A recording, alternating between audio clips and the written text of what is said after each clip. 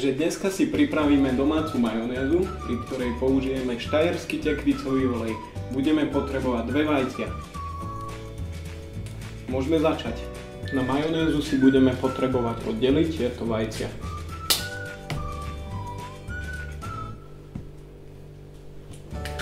Domácu majonézu si môžete prichystať aj ručne, ale keď nechcete, aby vám z toho odpadla ruka, tak použijete stroj ako ja. Budeme potrebovať naše 2 oddelené žltky.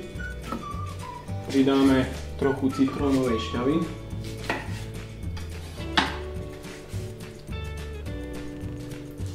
Aby nám žltky lepšie pili olej.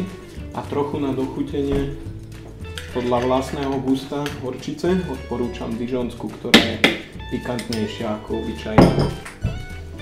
Môžeme začať. Na 2 žltky použijeme 2 deci oleja.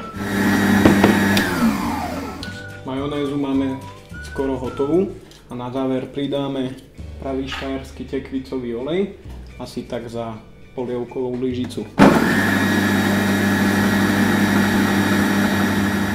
Štajerskú majonézu dneska použijeme na prípravu rajčinového šalátu, na ktorý budeme potrebovať cherry paradajky, čerstvú bazálku.